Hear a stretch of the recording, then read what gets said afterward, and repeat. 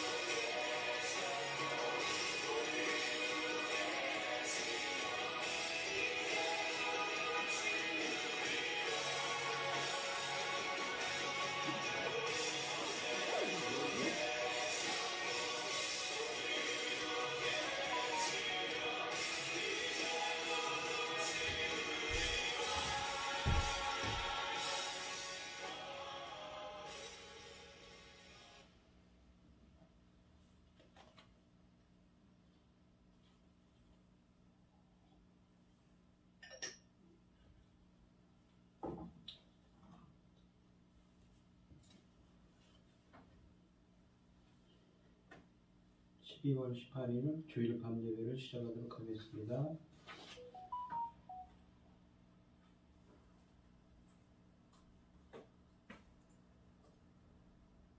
사도신경 하심으로 시간 고백하시겠습니다. 전능하사 천지를 만드신 하나님 아버지를 내가 믿사오며 그 외아들 우리 주 예수 그리스도를 믿사오니 이는 성령으로 잉태하사 동정녀 마리아에게 나시고 본디오 빌라도에게 고난을 받으사 십자가에 못 박혀 죽으시고 장사한 지 사흘 만에 죽은 자 가운데서 다시 살아나시며 하늘에 오르사 전능하신 하나님 우편에 앉아 계시다가 저리로서 산자와 죽은 자를 심판하러 오시리라. 성령을 믿사오며 거룩한 공예와 성도가 서로 교통하는 것과 죄를 사하여 주시는 것과 몸이 다시 사는 것과 영원히 사는 것을 믿사옵나이다. 아멘. 찬송 314장입니다. 314장 하시고 구현이 집사님 기도해 주시겠습니다. 내 구주 예수를 더욱 사랑 엎드려 비는 말 그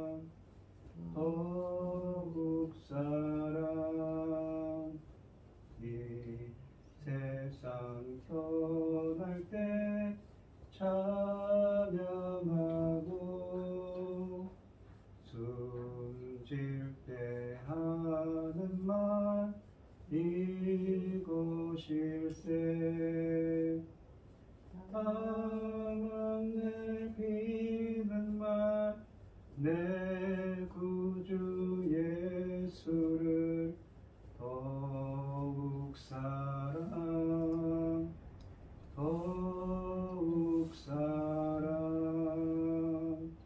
아멘.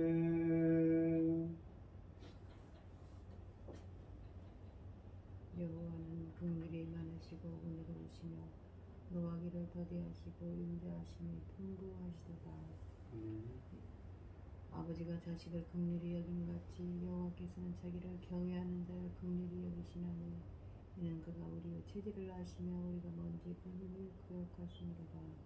아멘. 여호와 인자하시면 그를 자기를 경외하는 자에게 영원부터 영원까지 이르며 그 자손의 자손에게 이르리니 곧 그 언약을 지키고 법도를 기억하여 행하는 자에게로다. 아멘. 주님의 말씀은 주님의 귀한 말씀은 내 발의 빛이요 목마른 사막길에서 샘물 같도다. 굶주린 나의 영혼을 만나러 먹이시고 목마른 사막길에서 샘물과 같도다. 갈 길 밝게 비추시고 그 길을 그 말씀 귀하다. 하늘의 깊은 지혜를 깨닫게 하시고 주 말씀 밝게 알도록 눈 도와주소서.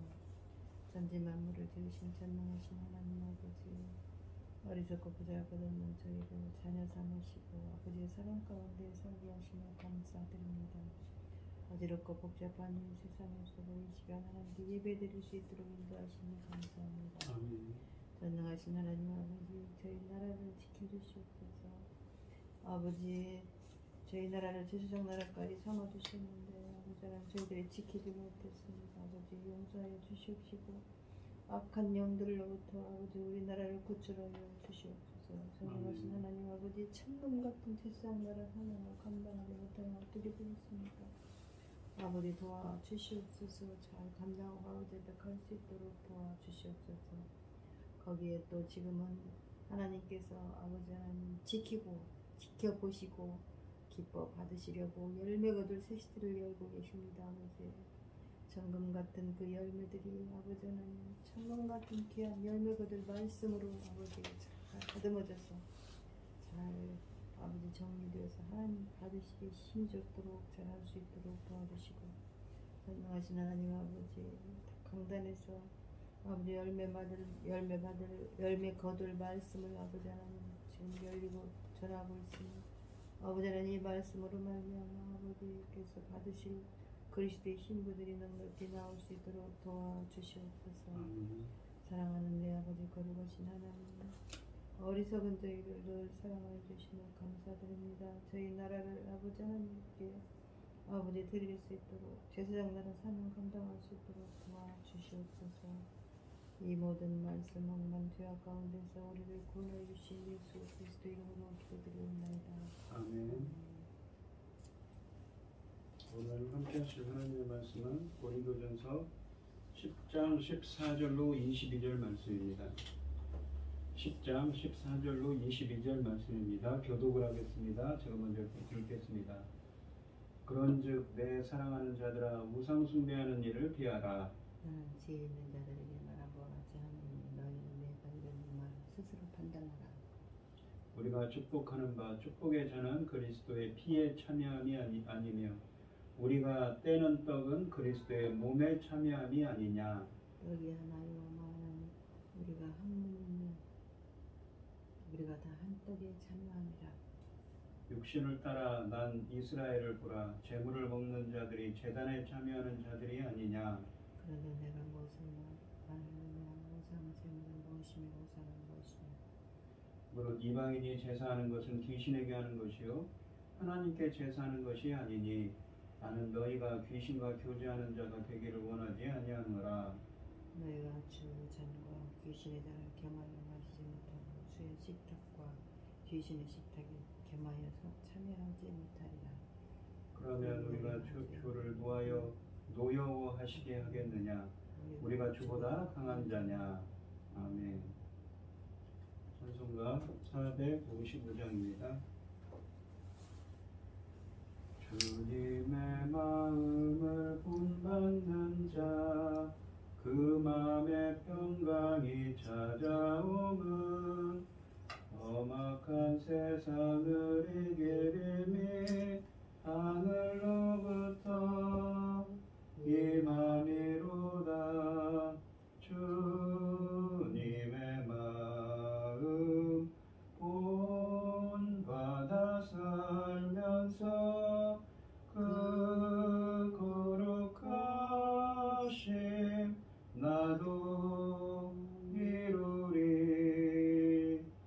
주 모습 내 눈에 안 보이며 그 음성 내 귀에 안 들려도 내 영혼 날마다 주를 만나 신령한 말씀 늘 배우도다.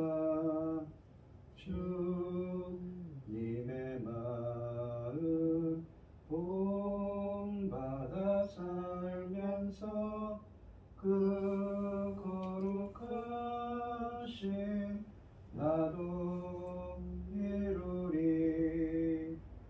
가는 길 거칠고 험하여도 내 맘에 불평이 없어짐은 십자가 고난을 이겨내신 주님의 마음 본받음이라.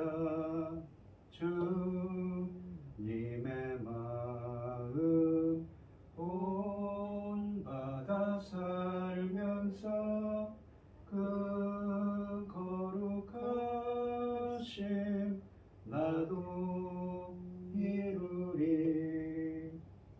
주 예수 세상에 다시 오실 그날엔 무성도 변화하여 주님의 빛나는 그 형상을 다 함께 보며 주 찬양하리.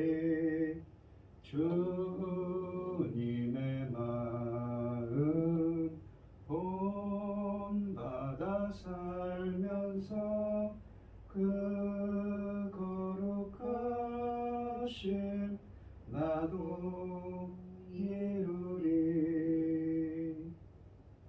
아멘.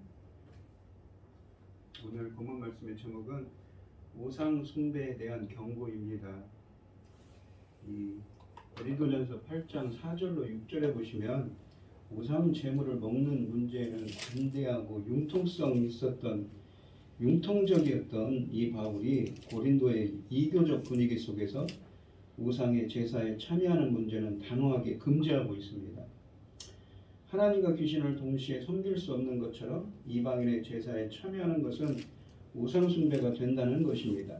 무엇보다도 우상 숭배는 하나님께서 가장 미워하시는 행위이기 때문에 배척해야 한다고 합니다. 우상 숭배 예식에 참여하는 교인들에게 떡과 잔의 의미를 밝히고 주의 식탁, 그러니까 성만찬과 귀신의 식탁인 이방 제사를 함께 참여할 수 없다고 경고하고 있습니다.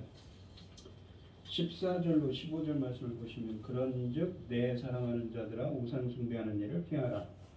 나는 지혜 있는 자들에게 말함과 같지 아니하노니 너희는 내가 이르는 말을 스스로 판단하라 라고 하십니다. 특별히 이 9장 23절부터 진행된 전체 이 주장에 대한 결론이 그런즉이란 말로 시작합니다.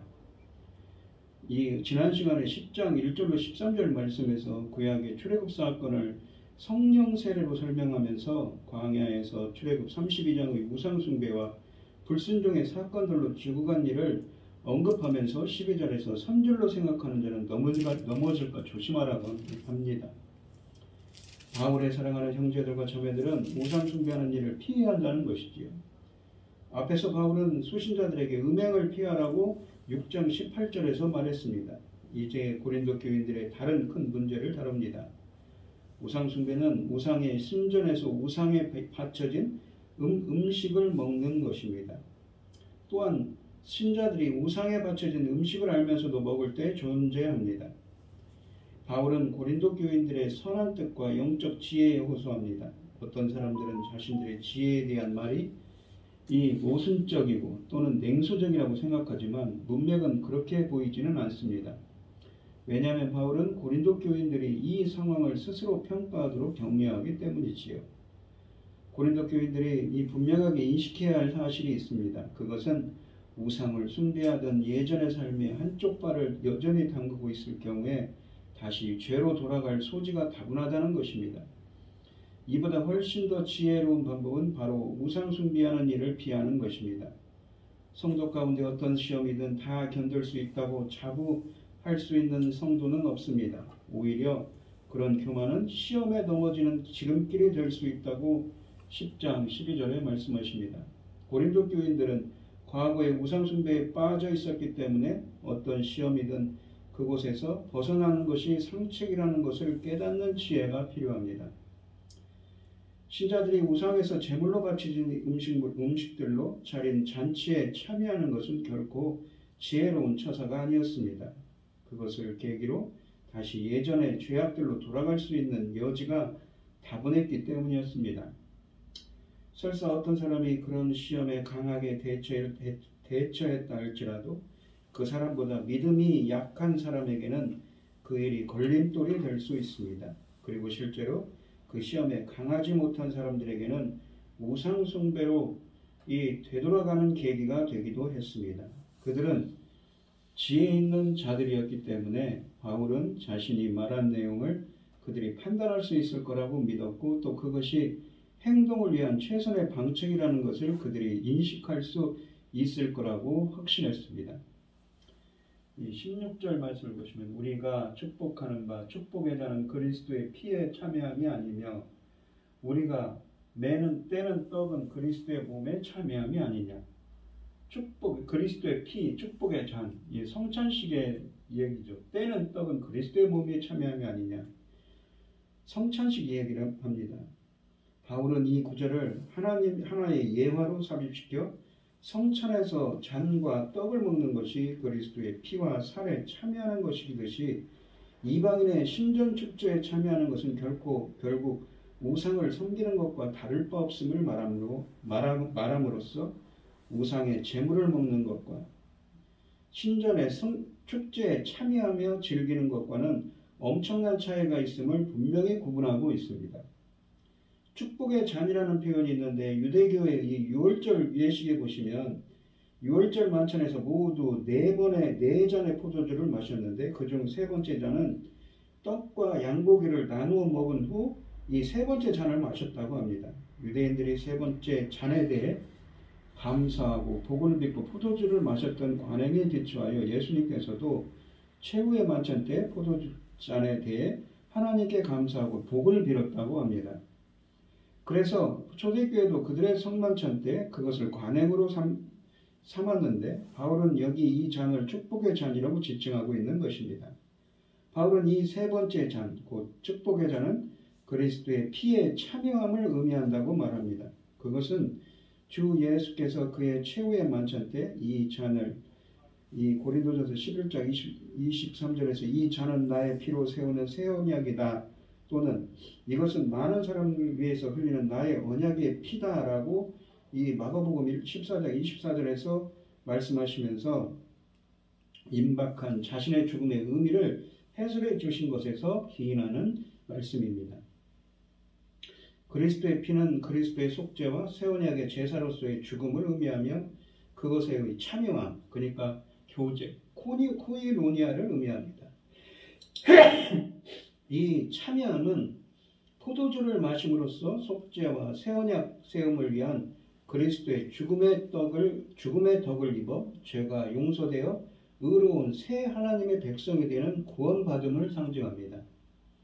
또 주 예수께서 그의 최후의 만찬 때 이것은 너희를 위한 나의 몸이다 라고 고린도전서 11장 24절에서 말씀하시는데 이러한 임박한 자신의 죽음의 의미를 해설해 주셨으므로 바울은 성찬식 이 상의 떡을 그리스도의 몸이라 하고 기독교인들이 그 떡을 떼어 먹는 행위를 그리스도의 몸에 참여함이라고 말합니다. 곧 그 행위로 그들을 위한 속죄와 새 언약의 제사로 십자가에 달리신 예수 그리스도의 몸에 참여하는 것이라고 말하고 있는 것이지요. 그러니까 이 성찬식은 상당히 초대교회 때부터 상징적인 그것을 기념하면서 예수 그리스도의 십자가의 대속을 기념하면서 행한 상징적인 예식이었다는 것이죠. 17절에 보시면 떡이 하나요 많은 우리가 한 몸이니 이는 우리가 다 한 떡에 참여합니다. 성찬식에서 모든 참석자들이 한 개의 떡을 나누어 먹음으로써 함께 십자가의 죽음에 내어주신 그리스도의 몸에 참여하는 것이므로 모두가 한 그리스도의 몸에 함께 연합되어 하나의 그리스도의 몸인 즉 교회를 이루게 된다는 것입니다. 그래서 이 성찬 예식은 항상 교회의 하나됨을 나타내는 상징이었습니다. 교회를 하나님 그리스도의 몸이라고 부르는 것은 바울의 독특한 가르침입니다. 여기서 바울은 그것을 이 바울의 십자가에 달린 그리스도의 몸 성찬식에서 떡으로 상징되는 그리스도의 몸과 연결시키고 있습니다. 교회를 그리스도의 몸이라고 하는 비유는 이 바울 서신에서만 나오는데 그것은 교회의 속성들을 잘 표현해 줍니다. 그리스도의 연합으로 인해 교인들은 그리스도의 몸의 지체들이 되어 하나됨을 이루고 있습니다. 지체들로서의 이 특수성과 다양성, 그러나 동시에 한 몸으로서의 단수성과 통일성을 잘 드러내주고 있습니다. 이 그리스도의 몸을 상징하는 성찬식의 떡을 떼어 먹음으로써 우리 모두가 십자가에 달린 그리스도의 몸에 참여하여 하나의 몸을 이룬다고 하는 이 본문은 교회를 그리스도의 몸이라고 하는 바울의 교회론에 있어 한 중심 사상을 표현하고 있는 것이지요. 그리스도인들이 이 축복의 잔, 그리스도의 보혈을 상징하는 축복의 잔을 나누고 떡, 그러니까 그리스도의 몸을 상징하는 떡을 뗄 때 그리스도께서 단번에 드리신 희생에 참여하게 된다고 합니다. 예수님은 성만찬을 제정하셨고 마태복음 26장 17절로 30절에서 잔과 떡을 통해 자신과 이 성만찬이 어떤 관계인지 말씀하셨습니다. 이 만찬을 나누는 것은 그리스도의 피에 참여함과 그리스도의 몸에 참여함을 상징합니다. 교회의 초창기 때부터 지금까지 성도들은 이런 특별한 만찬을 의식으로 거행해 오고 있습니다. 다른 성도들과 한 떡에 참여하는 것은 그리스도의 한 몸으로 연합하는 것을 상징합니다. 18절 말씀을 보시면 육신을 따라 난 이 이스라엘을 보라. 그러니까 육신적으로 그러니까 이스라엘 백성들은 제물을 먹는 자들이 제단에 참여하는 자들이 아니냐 라고 되어 있습니다. 이 16, 17절에서 이 말씀하시고 이은 두 번째 예는 이스라엘 성막 성전의 제물로 소개됩니다. 구약 당시 이 유대인들은 하나님께 바친 제물의 일부를 제사의식이 끝난 뒤 제사장과 더불어 이 제단 앞에서 먹음으로 제단에 참여하였는데 이는 하나님과의 교제를 상징하는 행위였습니다. 이러한 제사 풍습은 신약교회 초대교회 당시에 이교도의 신전 예배에서도 유행했던 것입니다. 제사의식과 더불어 신 앞에서 제물을 먹는 것은 곧 신과의 그 교제를 의미하기 때문에 제물을 먹는 것은 곧 그 제사의 대상의 우상을 인정하는 것과 다를 바 없었던 것이죠. 그러니까 그러한 예를 통해서 이러한 예를 통해서 이스라엘 백성들이 하나님 앞에서 이러한 제물을 먹고 하나님과 교제하듯이 이 우상 숭배하는 자들도 그렇다는 얘기입니다. 그러니까 당시에 이교도의 풍습이 만연했던 이 고린도 그 지역에서는 그러한 신전 축제를 통해서 그곳에서 먹고 마시고 즐겼다는 얘기죠. 근데 그것이 바로 우상숭배였다는 것입니다. 그러지 말라고 하는 것이지요. 이 19, 20절을 보시면 그런즉 내가 무엇을 말하느냐 우상의 제물은 무엇이며 우상은 무엇이냐 무릇 이방인이 제사하는 것은 귀신에게 하는 것이요 하나님께 제사하는 것이 아니니 나는 너희가 귀신과 교제하는 자가 되기를 원하지 아니하노라 라고 말씀하십니다. 바울은 이 8장 4절로 6절에서 우상의 제물을 먹는 것은 큰 문제가 되지 않는다고 말한 적이 있습니다. 그렇지만 이 말은 본문과 비교하여 제물을 먹는 자는 제단에 참여하는 자라는 이 말과 대조할 때 차이점이 있습니다.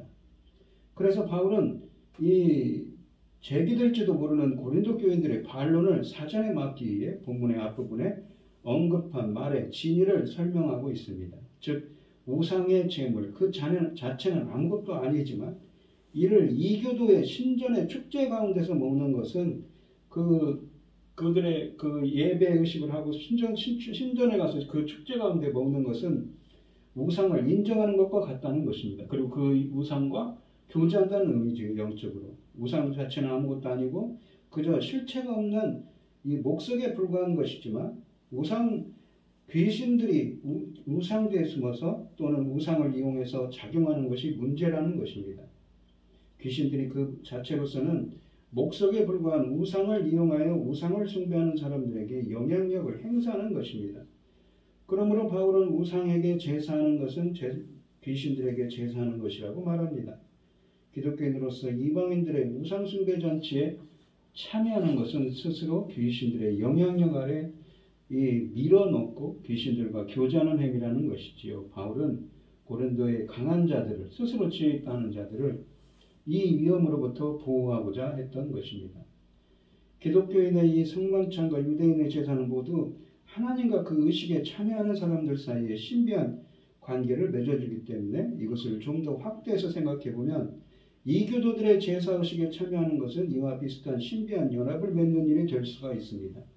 이것은 우상들과 관계 맺는 것이 아니라 이것들은 단지 이 나무와 돌일 뿐인데 그런 우상들로 대변되는 귀신들과 관계를 맺는 일이 될 수 있다는 것이지요. 사단과 그 수하에 있는 귀신들은 모든 우상숭배 배후에 자리 잡고 있다는 것입니다. 왜냐하면 우상숭배가 사람들을 참되신 하나님에게서 멀어지게 하기 때문인 것이지요. 이것이 바로 사단의 변함없는 목표입니다. 귀신들은 사람들을 속이기 위해 믿음에 대한 그들의 열린 마음과 자발적인 마음을 이용하는 것입니다. 귀신들은 타락한 천사들로서 하나님께 반기를 든 사단과 한편이 되어 지금도 그의 수하에서 악한 영의 노릇을 하고 있습니다. 그들은 사단을 도와 사람들이 죄를 짓도록 유혹하며 엄청난 파괴력을 소유하고 있습니다. 여기에 언급된 바울의 증거는 우상의 신전에서 거행되는 실제적인 종교의식들, 단순한 사교적 모임이 아닌 이러한 종교의식들에 참여하는 신자들에게 초점을 맞추고 있는 것이지요. 그러지 말라는 것입니다. 바울은 고린도 교인들이 10장 14절에서 우상 숭배하는 일을 피하기를 원했고 자신도 종교적인 의식에 참여하기 위해서 혹은 우상에게 제물로 바친 음식을 먹기 위해서 우상의 신전에 발을 놓은 적이 없었습니다. 이렇게 한 것은 10장 19절 말씀처럼 우상이 실제로 살아있는 것 참신이라거나 그런 제물이 무슨 가치가 있기 때문이 아니었습니다. 오히려 사람들이 우상들에게 제사를 드릴 때 그것이 사실상 귀신에게 하는 것이요 하나님께 제사하는 것이 아니기 때문이었던 것이지요. 그러므로 그런 종교의식에 참여하는 것은 중립적인 행동이 될 수 없습니다. 그것은 결코 그들로 하여금 귀신과 교제하는 자가 되게 하는 일이었던 것입니다. 21절 말씀을 보시면 너희가 주의 잔과 귀신의 잔을 겸하여 마시지 못하고 주의 식탁과 귀신의 식탁에 겸하여 참여하지 못하리라. 이 성만찬과 마찬가지로 우상숭배 잔치도 참여자들을 그 예배의 대상과 하나됨을 가져옵니다. 그러므로 성만찬에 참여하여 16절 말씀처럼 주의 잔을 마심으로써 그리스도의 피에 참여하는 기독교인들이 우상숭배 잔치에 참여하여 귀신들의 잔을 마심으로써 귀신들의 동무들이 되는 것은 있을 수 없다는 것이지요. 22절에 보시면 그러면 우리가 주를 노여워하시게 하겠느냐 우리가 주보다 강한 자냐 라고 되어 있습니다. 고린도에 자만하는 그런 강한 자들 스스로 지혜 있다는 자들은 출애굽 당시 광야의 이스라엘 같이 우상숭배하여 하나님으로 하여금 질시의 노여움으로 그들을 징벌하도록 해서는 안 될 것이라고 하십니다. 이미 14절에서 이 우상숭배를 강하게 금했습니다. 우상숭배가 일어날 가능성이 있으면 그곳에 가까이 하지 말라고 피하라고 하죠. 그리고 우상숭배를 정의하기를 신전의 제사에 참여하는 것이라고 말합니다. 여기 보시면 노여워하시게라는 말은 파라젤레오, 파라라는 전치사와 젤레오, 이 시기하다, 질투하다라는 말은 열정을 다하다, 열심을 다하다라는 말과 합성어입니다. 그러니까 이 말은 시기 질투하다는 말입니다. 성경에서 하나님이 질투하신다는 것은 필연적으로 징계로 이어지고 그리고 하나님은 다른 신들을 이 숭배한 사람들에게 자신의 진노를 쏟아부으십니다.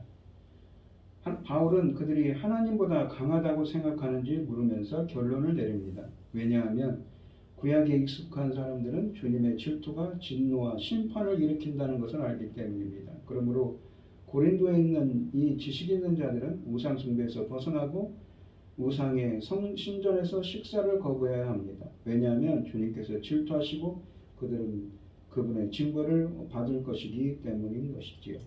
오늘 본문 말씀을 보시면 사도 바울이 고린도전서 8장 4절로 6절에서는 우상에 바쳐진 제물을 먹으라고 하죠. 그냥. 근데 오늘 본문의 초점은 뭐냐면 제물을 먹는가 안 먹는가가 중요한 것이 아니라 그 제사에 신전 축제에 참여하는 것이 참여하는 것이 참여했냐 안 했느냐가 중요한 것입니다. 그 신전 축제에 참여하면서 그 식탁에서 먹는 것은 그 이방신과 교제하는 것과 같다는 이야기를 하고 있는 것입니다. 마치 이 출애굽기에 보시면 이 모세가 있을 때 출애굽을 할 때 80명의 장로들이 하나님의 이 시내산에 있는 주님 존전 앞에 나아가 주님께 제사를 드리고 예배를 드리고는 함께 먹고 마시는 장면들이 나옵니다. 마치 그러한 것들이지요. 그래서 그러한 것들을 하지 말라. 우상 숭배를 피하고 그러지 말라고 하는 것입니다. 날마다 우리가 열심과 기도로 우리가 우리 안에 있는 우상들을 피하여 하나님을 섬기는 온전히 섬기는 여러분들이 되시기를 축원드리겠습니다. 기도하겠습니다. 하나님 아버지 감사합니다. 이렇게 참 말도 많고 탈도 많은 이 고린도 교회를 향하여 사도 바울을 통해 주님은 말씀하십니다. 그들이 우상을 주님을 섬긴다고 예수 그리스도를 믿는다 하면서 고린도에 만연한 그러한 신전 축제에 참여하여 그곳에서 먹고 마시고 즐기고 제사를 드리고 있습니다. 한 발은 예수님께 한 발은 이방신께 드리고 있었던 것이지요. 그래서 그러지 말라고 선줄 알면 넘어질까 조심하라면서 이렇게 말하고 있는 것입니다. 저희들도 항상 우리 안에 있는 우상들은 없는지요. 항상 점검하게 하시고 온전히 하나님만 섬길 수 있는 저희들이 되게 하여 주시옵소서. 저희들을 붙잡아 주시옵소서. 이 모든 말씀 거룩하신 예수님 이름으로 기도합니다. 아멘. 찬송가 315장입니다.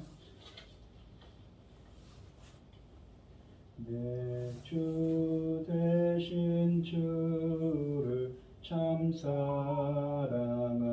사랑하고 곧 그에게 죄를 다 구합니다.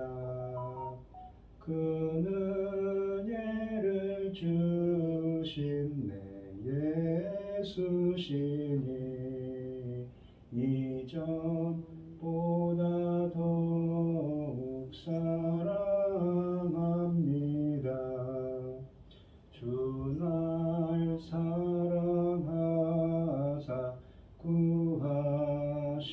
구하시려고 저 십자가 고난 당하셨도다. 그 가시관 쓰신 내 주 배우니 이전보다 더욱 사랑합니다.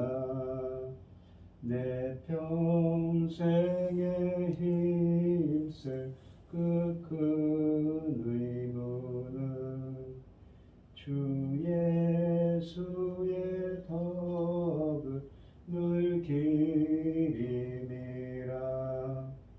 숨질 때까지 내 할 말씀은 이전보다 더욱 사랑합니다.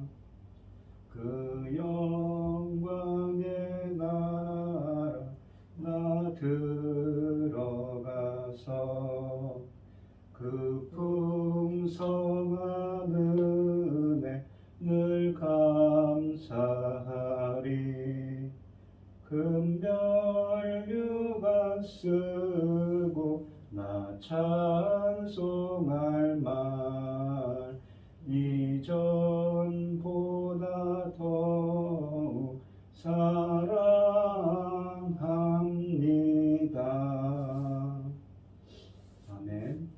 기도하심으로 오늘 예배를 마치겠습니다.